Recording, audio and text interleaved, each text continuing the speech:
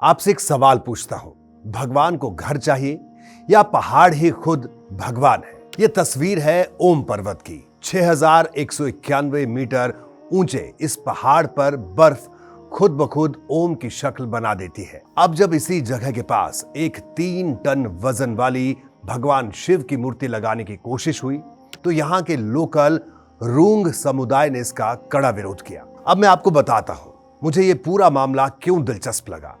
रूंग समुदाय का लॉजिक बहुत सीधा है। उनका मानना है कि हमारे लिए पहाड़ ही भगवान शिव है। उनका मानना है कि उन्हें पूजा के लिए किसी मूर्ति की जरूरत नहीं है। और सच कहूं तो यह बात गलत भी नहीं है। सोचिए, जिस चीज को सदियों से बिना किसी ढांचे के पूजा जाता रहा है, अचानक उसे इस तरह बदलने की जरूरत क्यों पड़ती है? इस समुदाय का डर भी समझ में आता है। आज मूर्ति, कल भीड़, परसों दान पात्र, दुकानें, होटल और एक दिन ये जगह भी वैसी ही बन जाएगी जैसी बाकी टूरिज्म सर्किट बन चुके हैं। लेकिन दूसरी तरफ की बात भी सुननी जरूरी है। ट्रस्ट कह रहा है कि उनका मकसद यात्रियों को रास्ता दिखाना है, उत्साह बढ़ाना है। उनकी नीयत पर शक करने की कोई सीधी वजह नहीं दिखती। और यह बात भी सच है। जब 2022 में इसी ग्रुप ने इसी इलाके में त्रिशूल और नंदी की मूर्ति लगाई थी तब किसी ने विरोध नहीं किया।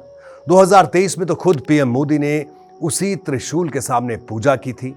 तो अब सवाल यह है, और फर्क सिर्फ इतना है कि पहले त्रिशूल था, अब शिव की पूरी मूर्ति है, या फर्क यह है कि लोग अब समझ चुके हैं कि छोटी शुरुआत बड़े बदलाव की सीढ़ी बन जाती है। मेरी नजर में यह सिर्फ एक मूर्ति का मसला नहीं है। यह सवाल है कि आस्था को किसकी परिभाषा से देखा जाए, उस समुदाय की जो सदियों से इस जमीन पर रह रहा है, या उन लोगों की जो उस जमीन को सिर्फ पूजा की जगह मानते हैं।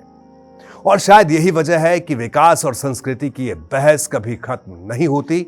आप इस बारे में क्या सोचते हैं? कमेंट में जरूर बताइए। मिलते हैं अगली स्टोरी में।